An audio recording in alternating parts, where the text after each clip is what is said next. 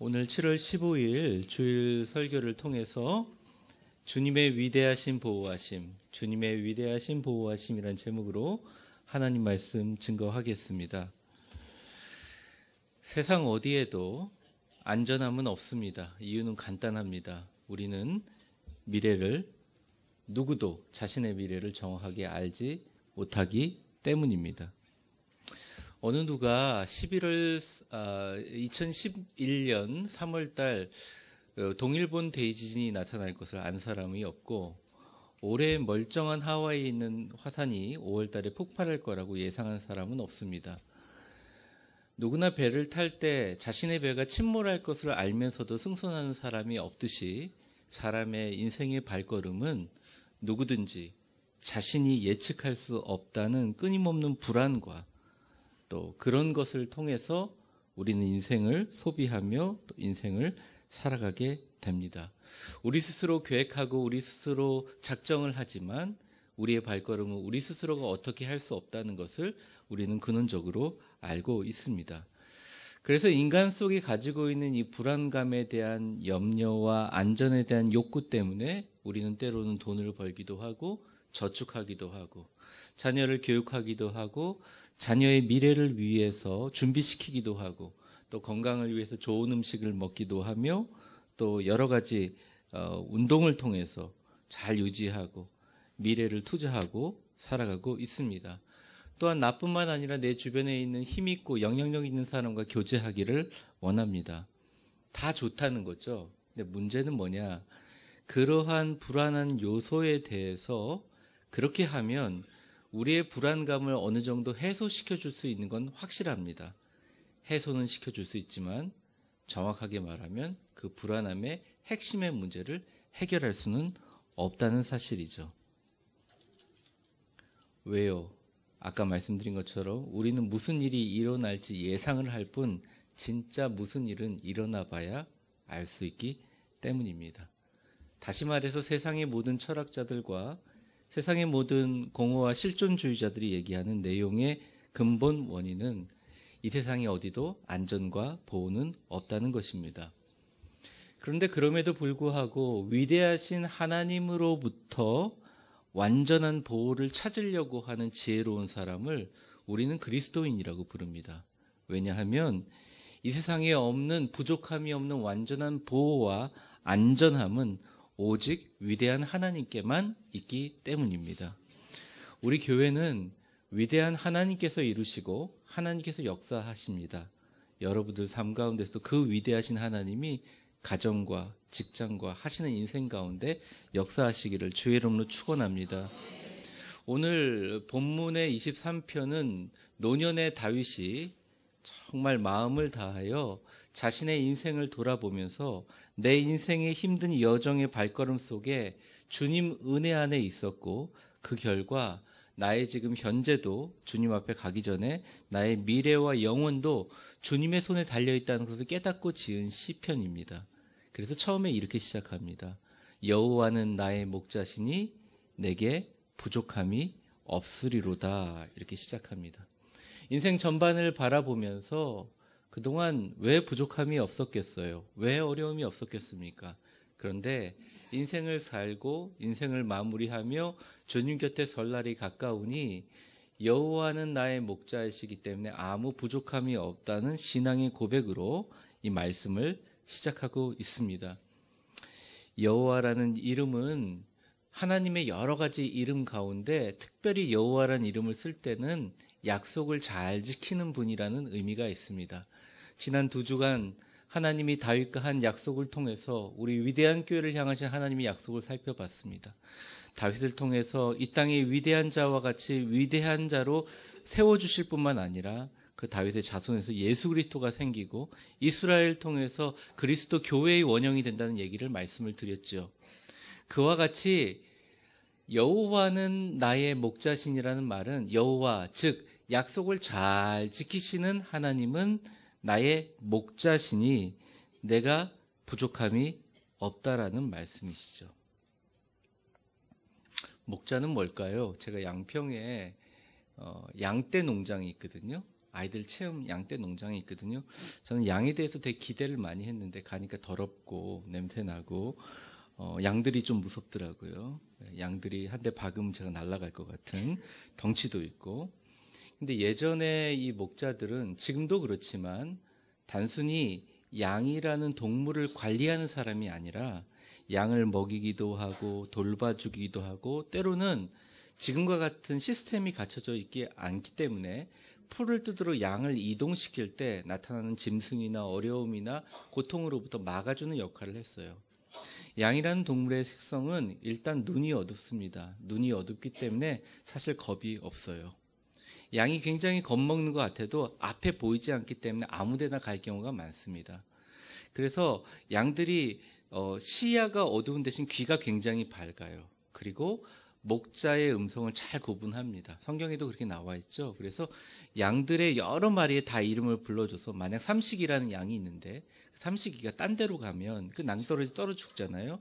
목자가 부릅니다. 삼식아 그러면 그 양이 가다가 다시 자리를 바꿔서 대열로 들어가거나 지팡이로 살살 인도하기는 마치 목자라는 것은 그저 우리를 관리하는 직장의 상사 정도가 아니라 우리에게 먹여주시고 입혀주시는 부모님, 또 때로는 우리의 생명을 보호해 주시는 보호자의 역할을 감당한다는 것이죠.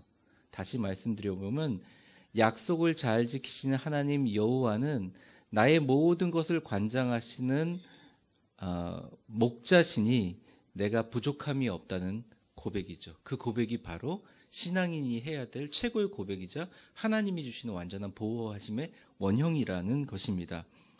그래서 그리스도인들에게 어떻게 보면 당신의 인생이 불안하십니까? 당신의 인생의 부족함은 무엇입니까? 묻는 것은 그다지 중요하지도 또 그렇게 생산적이지도 않는 질문입니다. 오히려 그리스도인에게 우리가 고백해야 될, 물어야 될 제대로 된 질문은 과연 당신에게 여호와가 당신의 목자인가? 또 만약 당신에게 여호와가 당신의 목자라면 지금 당신이 그것만으로 부족함이 없는가라고 물어야 한다는 것이죠. 우리 모두 인생을 마무리하며 하나님의 심판대에 쓸 것입니다.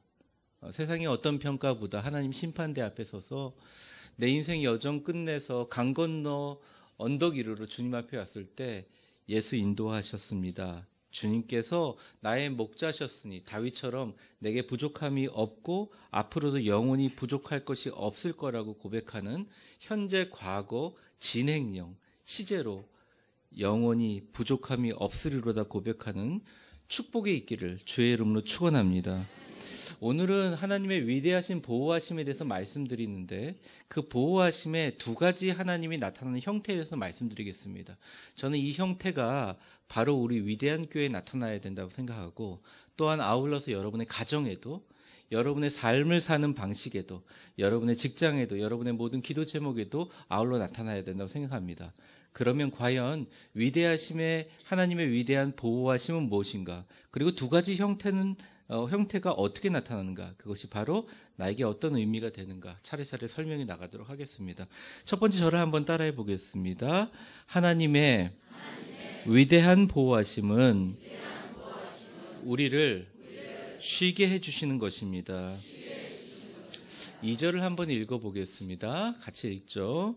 그가 나를 푸른 풀밭에 누이시며 쉴 만한 물가로 인도하시는도다. 네.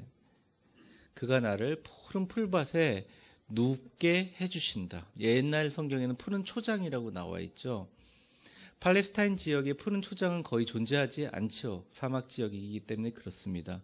근데 양을 이끌고 목자가 가다 보면 늘 같은 곳을 먹이는 것이 아니라 이동하는 게 뭐냐면 양들이 풀을 뜯고 나면 그곳이 황무지가 되기 때문입니다.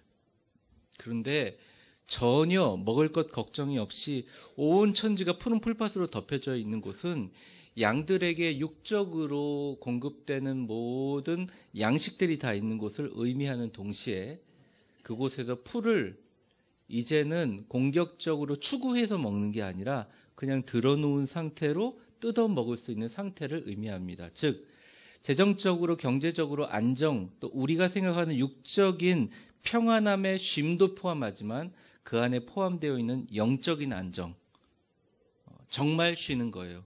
그래서 본문을 보시면 주님께서 푸른 풀밭에 누이시며 눕혀버린다는 거죠. 쉬라는 거죠. 여러분, 저희 교회가 만약 다 침대칸처럼 비행기의 퍼스트 클래스처럼 쉬게 할 수 있는 의자가 된다면 저는 상관없는데 다 쉬게 해드리고 싶습니다. 저는 물론 앉아보지는 않았지만 너무 힘들고 어려운 세상에 살거든요. 그래서 특별히 오늘은 쉬게 하리라 하는 설교를 하기 때문에 눈 감고 쉬셔도 상관이 없습니다. 진짜 농담이 아니에요. 오늘은 제가 목소리도 아주 요 톤으로 계속 할 테니까 들으시면서 푹 주무셔도 상관이 없습니다. 제가 알았거든요. 제 그 유튜브에 영상이 있기 때문에 나중에 보셔도 상관없습니다. 좀 교회 와서 쉬셨으면 좋겠다 이런 마음이 들었습니다. 왜냐하면 저도 사실은 한 주간 살아오면서 좀 쉬고 싶고 여러분들도 주님 앞에서 쉬고 싶은데 그냥 쉬라는 게 아니라 푸른 초장, 풀밭 이게 뭐냐면요. 교회 일도 안 하고 집안일도 안 하고 가정일도 안 하고 애들도 안 돌보고 에라 모르겠다 들어놓으라는 게 아니라 하나님이 내 목자이시기 때문에 그러한 정서적과 영적인 안정성을 가지고 교회에 일단 오면 그 말을 믿고 쉬라는 거예요. 당신의 목자는 하나님이십니다. 그러니까 걱정하지 마세요. 좀 쉬세요. 그러면 속으로 목사님 참 좋은 말씀 하시는구나. 일단 알겠습니다. 그게 아니라 쉬자. 좀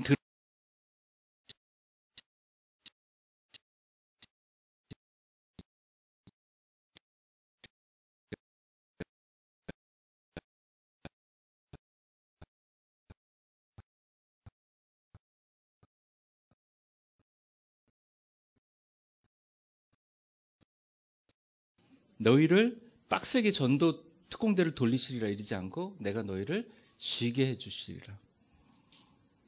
제가 전에 이런 설교를 했더니 담임 목사님이 저보고 그랬습니다. 정 목사 그런 설교 하지 마. 내가 교회 목회하기 되게 어려워. 교인들 다 쉬려 그래. 여러분 오해하지 마십시오. 그런 쉼은 뭐냐면 진짜 마음 편안하게 하나님 말씀을 100% 인정하고 주님이 내 목자시니까 부족함이 없습니다. 내가 지금 걷고 있는 곳이 사망의 음침한 골짜기라도 주님 나를 인도해 주시면 잔잔한 물가로 인도해 주신 줄 믿습니다라고 하는 쉼이에요. 우리는 수많은 인생의 짐이 있습니다. 직장과 가정과 신앙이라는 짐을 집니다. 또 자녀라는 짐이 있습니다. 쉬어야 된다는 거죠. 근데 내가 못 쉬니까 주님이 강권적으로 성령님으로 쉬게 만든다는 거예요. 옆 사람에게 한번 축복해 보겠습니다. 하나님을 믿고 그분에게 맡기고 좀 쉬면서 말씀 좀 들읍시다. 그러니까 이 강단에서 보면 초롱초롱 말씀을 듣는 눈도 있지만 그 눈에 얼굴은 저를 보고 있는데 마음속은 천리만기를 달려가시는 분들이 되게 많아요. 이해합니다. 그럴 수밖에 없죠. 너무 힘드니까요. 너무 어려우니까요. 그 2절 하반절에 보면 잔잔한 물가로 나오는데 이 잔잔한이라는 메누호트라는 히브리 단어는 잔잔한, 그러니까 쉴만한이라는 뜻은 잔잔한이라는 뜻을 얘기한다는 거죠. 왜 양들이 쉬기에 잔잔한 물가가 좋은가? 양들은 원래 좀 겁이 많아서 급하게 물살이 내려오는, 제가 갑자기 줄여서 얘기하는데 급하게 물살이 내려오는 곳에는 겁나서 입을 대지를 못해요. 그러니까 일단 들어 누웠잖아요. 들어 누웠는데 자세가 제대로 쉬려면 이렇게 들어 누운 상태로 이렇게 해가지고 입을 대고 고개만 숙이면 물이 닿을 곳이 있어야 되잖아요. 그럼 완전한 휴식을 얘기합니다. 그래서 성경에서 물이라고 얘기할 때는 두 가지를 가리키는데 하나는 성령이고 하나는 말씀을 의미하는 거예요. 잔잔한 물가로 우리를 인도해 주신다. 쉴만한 물가로 인도해 주신다. 성령에 의지하여 쉬어라. 말씀 들으면서 좀 쉬어라. 그리고 말씀 은혜 받고 그 말씀에 원하는 것들을 그대로 받아들여라. 여러분에게 그러한 축복이 있기를 바랍니다. 주님의 말씀처럼 정말 육적인 공급도 있어요. 풀밭도 있어요. 그리고 그 풀밭에서 제공되는 안락함의 누움이 있어요. 그 누움에 또 흐르는 시냇가의 말씀이 있어요.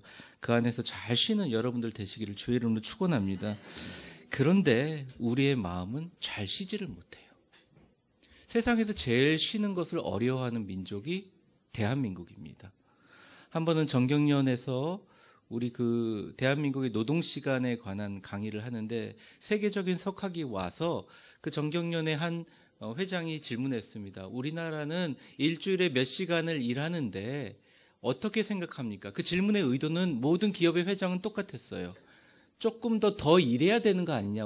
우리나라가 지금 이제 쉴 때가 아니라고 좀 석학이 얘기해 주길 바랬는데 오히려 석학이 뭐라 그랬냐면 아니 세상에 이렇게 일을 많이 하는 나라도 있습니까? 이렇게 대답하는 바람에 어떻게 보면 잘 알려지지 않았지만 국제적인 망신을 당한 적이 있어요. 세상에서 제일 쉬지 못합니다. 우리는 끊임없이 달려가고 있습니다.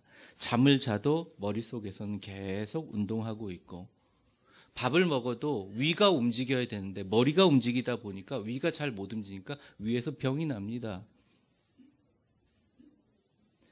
똑같이 행복하게 여행 가서 쉬어야 되는데 그 여행 가운데서도 걱정, 근심이 계속 있어서 심장이 일하고 있기 때문에 심장에 병이 생깁니다. 피가 탁해집니다. 사실 우리가 겪고 있는 모든 것들은 주님이 쉬고 주님께 맡기며 주님과 동행하라고 살게 해주신 인간 창조의 질서 가운데 우리는 어떻게 하면 쉬지 않을까를 위해서 그런데 목표는 싫어하는 그런 아이러니한 인생을 살고 있다는 것입니다.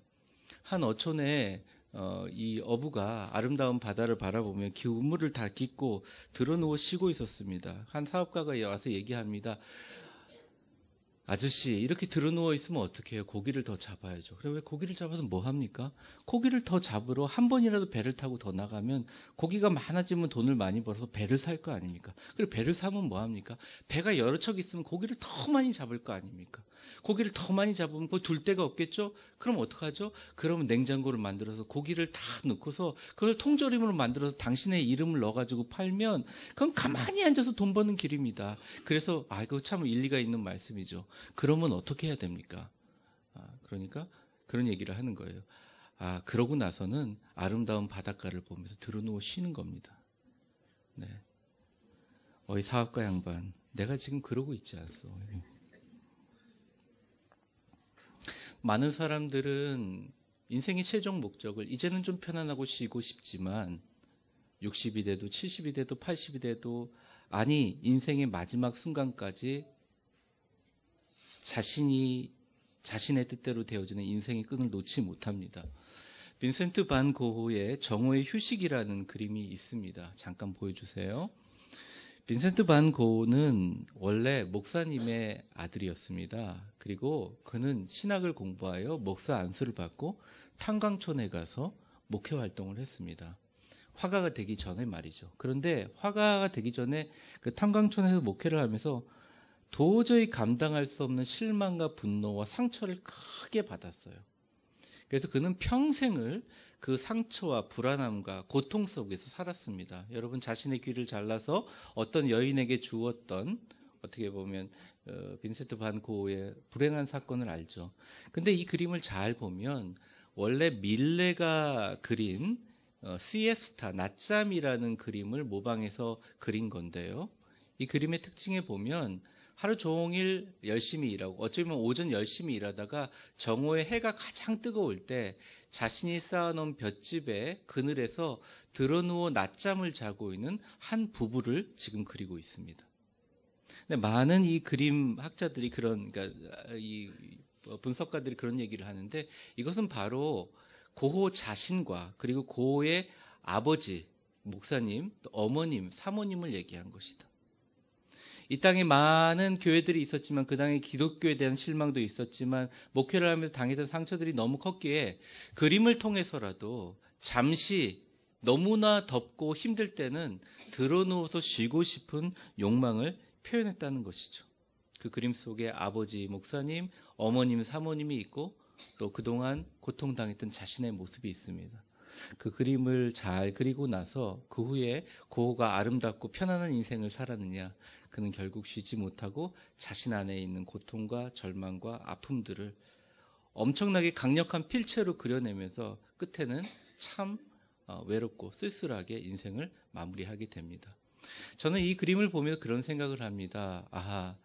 아무리 위대한 이 세상의 예술가도 자신이 가지고 있는 고통과 슬픔과 절망의 문제를 예술로 승화하고 자신의 계획으로 승화하고 자신의 인생으로 풀어내기에는 한계가 있구나. 그만큼 자신이 가지고 있는 아픔과 슬픔과 어려움이 많구나. 진짜 주님 앞에 나와서 평안하고 쉬고 쉴만한 물가에서 마시는 것만큼 해결할 수 있는 것이 없구나. 그런 생각이 들었습니다. 라 메리디안느 오 라 시에스타라는 그림 작품인데요. 여러분 혹시나 나중에 보게 되시면 보시기 바랍니다. 오늘 제가 쉬라 그러니까 많은 분들이 쉬고 계시는데 좋습니다. 좀 푹 주무세요. 이번에 한번. 한 10년 동안 교회가 분쟁하는 교회에 성가대 지휘자가 부임했습니다. 그래서 물어봅니다. 당신은 무슨 파트요? 전 소프라노입니다. 당신은 무슨 파트요? 저는 메조 소프라노입니다. 저는 무슨 파트입니까? 저는 테너입니다. 근데 한데 이렇게 어리둥절하게 딴 데를 보고 있는 아저씨 보고 물어봤습니다. 당신은요? 이렇게 얘기하니까 그분이 이렇게 대답했습니다. 저는 중립입니다. 이렇게 얘기했다는 거예요. 인생은 주님이 주시는 주님이 내 목자이기 때문에 쉬고 그 쉼을 누리기 위해서 사는데 그 쉼을 누리기 위해서 절대 쉬지 못하는 아이러니 가운데 살아간다는 것입니다. 쉬지 못하는 이유는 딱 두 가지입니다. 오늘 성경에 주님이 내 목자가 아니거나 아니면 주님이 내 목자이긴 한데 그것만으로 불필요한, 그러니까 충분하지 않다는 거죠. 사랑하는 성도 여러분, 하나님의 진정한 보호하심은 우리를 쉬게 하신다는 거예요. 교회 와서 말씀으로 쉬고, 여러분들 은혜 가운데 쉬고, 가정 가운데 쉬고, 그 쉼 가운데 하나님이 주시는 근심과 염려와 불안과 세상의 모든 것들이 우리를 공격할 때 주님께서 일로 와, 그러고서 풀밭에 눕혀주시고 일로 와 하면서 물로 먹여주시고 우리를 걸어가게 해주신다는 것이죠. 사랑하는 성도 여러분, 이제부터 좀 기도가 여러분 하나님 앞에 이렇게 됐으면 좋겠어요. 주님, 저 쉬고 싶습니다. 왜냐하면 당신은 나의 목자이시기 때문입니다. 당신 한 분만이 나에게 충분하기 때문입니다. 옆에 사람 한번 축복해 보겠습니다. 주님께 맡기고 이제 좀 쉬세요. 그런데 안 쉽니다, 여러분들. 제가 이 설교를 아마 몇백 번 해도 안 쉴 거예요. 왜 안 쉬냐? 특별히 우리나라뿐만 아니라 많은 분들이 이제 60이 시작이다. 이제 70이 시작이다. 이제 80이 시작이다. 100세 인생이다. 이러시는데요. 사실은 우리의 인생의 시간에 시작과 끝은 없습니다. 지금 현재가 바로 여러분들 존재하는 곳입니다. 지금 현재 예수님이 여러분 곁에 계시고 성령님이 여러분과 역사하시고 지금도 나는 너의 목자니 좀 쉬어라. 주님 말씀하신 거 아멘 받아들이고 네 주님 쉬겠습니다 라고 할 때 그 쉬는 연습을 통해서 진짜 영원한 안식과 놀라운 소망이 있는 빛의 주님의 천국에서 우린 정말 영원히 누릴 수 있다는 것입니다. 우리의 모든 것들을 주님께 맡기고 잘 쉬게 만드시는 것이 최고의 보호요. 우리 교회가 추구하는 하나님의 위대하신 보호하심이라는 것입니다.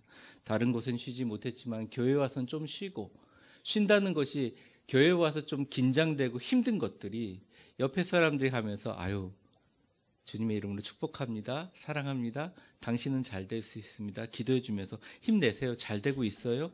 몇 마디 말로 우리는 쉴 수 있습니다. 의와 삶과 형통의 삶을 의미합니다. 즉 우리의 영혼이 소생되는 것이죠. 3절에 보면 이렇게 나와 있습니다. 내 영혼을 소생시키시고 자기 이름을 위하여 의의 길로 인도하신다고 얘기했습니다. 소생된다는 말은 푸른 초장에서 꼴 뜯고 물 마시고 쉬면서 생기를 되찾아 이제는 내 영혼이 새롭게 살아서 주님이 바라시는 의의 위대한 축복의 길로, 선교의 길로, 은혜의 길로 나아갈 수 있다는 것입니다.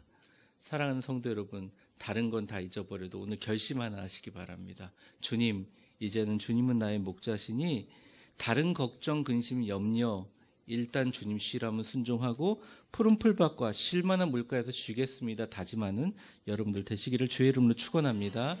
두 번째입니다. 제가 두 가지를 늘 얘기하는데 두 번째는 편안하게 해주신다는 것입니다. 세상에서 제일 좋은 것이 마음 편안하게 사는 것이죠. 천지지변이나 신앙이나 또 뭐 여러 가지 육체적인 또 사회적인 재앙으로부터 편안하게도 해주시지만 성경에 보면 4절에 이렇게 나와 있습니다. 4절 같이 한번 읽어보겠습니다. 시작. 내가 사망의 음침한 골짜기로 해를 두려워하지 않으리. 주께서 나와 함께 하심. 주의 지팡이와 막대기가 나를 안위하시나이다라는 말이 제가 읽고 있는 영어 성경 번역 세 군데가 똑같이 번역됐어요. 보통 그렇지 않거든요. 똑같이 번역됐어요. NASB, NIV, 또 킹 제임스 버전, KJV에 comfort me라고 되어 있습니다. 이게 뭐냐면 편안하게 나를 만들어 주신다. 나를 편안하게 해주신다. 왜 편안한가가 사실은 저 구절을 보면 편안한 이유가 나와 있습니다. 사망의 음침한 골짜기가 없어져서 그런 게 아니에요. 사망의 음침한 골짜기가 내가 가는 곳마다 없어지는 능력의 역사가 일어나서는 아니에요. 여전히 우리 삶 속에 위협과 공포가 있는 사망의 음침한 골짜기가 있습니다. 다시 팔레스타인 양과 목자의 시기로 다시 들어가게 되면 그 당시에 팔레스타인 지역에서 골짜기를 지나갈 때 그늘이 있었지만 사실은 물가의 연하에서 길어들고 특별히 예루살렘으로 올라가는 골짜기 가운데 흰놈의 골짜기라고, 그러니까 이 이름이 흰놈입니다. 흰놈의 골짜기라고 굉장히 많은 강도들이 있었습니다. 여러분 알다시피 선한 사마리아 비유도 거기서 비롯되었죠.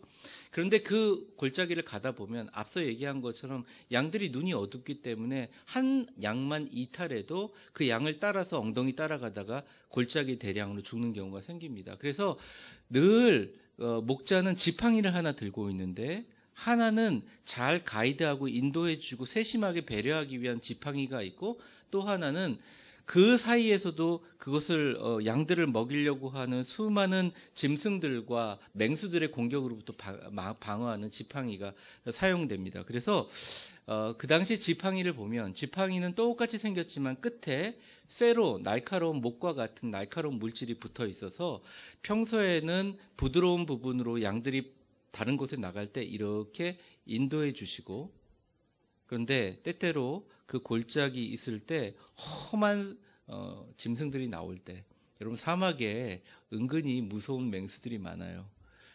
여기랑 똑같은 사막의 지역이 미국의 모레노 밸리라는 곳이 있는데 기후까지 똑같습니다. 거기 제일 많이 나타나는 동물이 마운틴 라이언입니다. 소위 말하면 산호랑이를 얘기하는 거죠. 산호랑이. 근데 이게 얼마나 무섭냐면 엄청난 점프력과 특별히 거기를 이렇게 조깅하는 여자들 또 남자들을 많이 물어 죽이는 일들이 신문에 자주 나올 정도로. 근데 그런 맹수들이 양을 공격하면 어떡하겠습니까? 막을 방법이 없죠. 그래서 목자가 늘 앞과 뒤를 졸지도 않고 주무시지도 않고 양들을 지키면서 평소에는 막대기로 그렇게 하지만 그런 짐승들이 나오면 막대기 끝에 뾰족하게 나온 목과 같은 것으로 그 짐승의 머리를 찍어버린다는 것이죠. 우리가 인생을 살면서 편안하게 지낼 수 있는 이유는 그 주님이 주시는 은혜 때문에 내 앞에 사망의 음침한 골짜기가 없어지기 때문이 아니라 여전히 사망의 음침한 골짜기가 있지만 주님의 지팡이로 우리를 다스려 주시거나 때로는 공격용 막대기로 우리의 영혼을 노략질하려고 하는 악한 마귀 원수로부터 막아주시고 천재지변으로부터 우리를 보호해 주신다는 것이죠. 우리가 주님 앞에 편안하고 쉴 수 있고 안전하게 만들어 주시는 이유도 안전할 수 있는 이유도 주님의 막대기와 지팡이를 또 주님이 그것을 들고 우리를 위해서 서 계신다는 사실입니다. 저희 부모님이 저한테 그 심신의 단련을 위해서 자꾸 어릴 적에 무서운 곳으로 많이 보냈습니다. 과천에 있을 때 뜬금없이 저녁에 무덤가에 갔다 오라고 하기도 하시고 아버님이 그렇게 훈련시키기를 원하신 것 같아요. 아마 그 책의 영향일 겁니다. 유태인의 가정교육 이런 책 영향인 것 같은데요. 그 책 잘 안 좋아합니다. 어쨌든 그래서 부모님이 자주 680m인가 되는 이제 관악산 정산에 있는 이 약수물 뜨는 데 가서 약수를 떠오라고 하는데 보통 저녁 9시나 10시쯤 돼서 보내요. 제가 이제 국민학교, 초등학교 다닐 때 그럽니다. 얼마나 무섭겠어요. 개들이, 이 들개들이 산에 있으면 다 자기들이 늑대인 줄 알고, 오우, 이럽니다. 겁나죠. 그리고 햇빛이 없기 때문에 걸어가다, 그러니까 햇빛과 이 가로등이 없기 때문에 가다가 콩 부딪히면 나무예요. 그렇게 정말 올라갑니다. 올라가서 딱 가보니까 정상 근처에 보통 그런 약수나 바위 곁에 무당들이 제사 지내잖아요. 그럼 그게 이제 관례예요. 색동실들 이렇게 죽어있는 닭들을 다 걷고 안에 들어가면 물 뜰 때가 있습니다. 물을 딱 뜨려고 하는데 갑자기 여인의 울음소리가 들리는 겁니다. 그래서 얼마나 무섭겠어요? 그 뒤를 돌아봤더니 우리 어머님이 남편도 원망스럽고 저도 불쌍한지 울면서 따라오셨던 거죠. 더 웃긴 건 저희 아버지가 야구 방망이를 들고 몰래 제 뒤를 따라왔던 것입니다. 그러니까 제가 가슴이 턱 내려오면서 야, 지금까지 나보고 산에 올라올 때마다 이렇게 하셨나. 너무 억울한 거예요. 올라올 때 부모님이 방망이 들고 뒤에서 쫓아오는 거 알았으면 내가 담력은 좀 없어졌을지 몰라도 편안하게 이 길을 걷지 않았을까 이런 생각을 하게 되었습니다. 요즘에 그런 생각이 나는데요. 사랑하는 위대한 교회 성도 여러분, 우리의 인생도 마찬가지입니다. 여러분 아무리 부정하시고 여러분들이 아무리 없다 생각하고 또 여러분들 나름대로 많은 근심과 걱정을 다 만들어가지고 하나님을 내쫓는다고 생각하지만 주님은 늘 주의 지팡이와 막대기를 들고 우리를 안위하세요. 우리의 길이 사망의 음침한 골짜기가 아니게 될 수는 없어요. 누가 우리의 1분 후의 인생을 예측할 수 있겠습니까? 이만큼 얻으면 더 얻고 싶고 이만큼 안정되다 그러면 불안한 게 우리의 인생입니다. 그런데 그럼에도 불구하고 주의 지팡이와 막대기가 때로는 세심한 손길로 때로는 위급할 때 권능의 팔로 우리를 막아주시기 때문에 우리가 마음이 comfort me, 그것이 나를 편안하게 만들어주신다는 사실을 인식할 때 그것이야말로 하나님의 위대한 보호하심이라는 것이죠. 사랑하는 성도 여러분, 말씀을 맺으려고 합니다. 여호와는 나의 목자시니 내게 부족함이 없으리로다고 하는 한마디의 말은 이 땅을 우리가 살아가면서 목자이신 약속을 지키는 여호와께서 우리를 보호하시고 바른 길로 인도하신다는 것이고 또 우리가 아무리 우리의 인생의 계획과 우리의 갖고 있는 방법으로 자만하게 되고 나쁜 길로 갈지라도 주님의 인도하심을 따르면 그 가운데 푸른 초장과 쉴만한 물가가 있다는 것입니다. 그 길은 주님의 영광의 언덕으로 가는 길입니다. 사랑하는 주님이 여러분과 함께 계십니다. 우리 교회와 함께 계십니다. 사망의 음침한 골짜기가 있지만 그럼에도 불구하고 주님이 우리를 위해서 서 계십니다. 마음을 좀 편안하게 하자고요. 주님께 맡기자고요. 저희 아들이 온 지 한 이틀 되는데 와서 처음에는 좀 인사를 하더니 소파에 들어 누워 있기만 해요. 들어 누워 있는 옆모습만 계속 보게 됩니다. 그래서 제가 그럴 때가 아닌데 여기 있다 나가면 또 집도 구해야 되고 여러 가지 걱정이 왜 부모는 걱정하는데 쟤는 걱정하지 않을까 이렇게 생각했다가 제가 그런 생각이 들었어요. 그래서 제가 집에 왔다고 엄마 아빠 믿고 편안하게 들어누워 자는구나. 하나님도 그런 마음이 아닐까 생각합니다. 여러분이 하나님 앞에 믿음을 고백하는 것, 하나님께 믿음을 확증하는 것, 내가 갖고 있는 주님에 대한 신뢰를 확증하는 게 뭐냐? 어쩌면 주님의 위대한 보호하심에 편안하게 쉬고 물 마시고 누우셔서 내가 진짜 편안한 이유는 앞으로 이 푸른 초장을 지나 사망의 음침한 골짜기를 다닐지라도 주의 지팡이와 막대기가 나를 편안하게 만들어주신 걸 믿고 주님과 함께 걸어가는 길이 아닌가 생각합니다. 그러한 보호하심과 쉼과 그런 놀라운 축복이 여러분의 가정에, 여러분의 인생에, 또 여러분이 기도하는 모든 기도 제목에 우리 위대한 교회 미래에 함께 하시기를 주의 이름으로 축원합니다. 우리 같이 기도하겠습니다.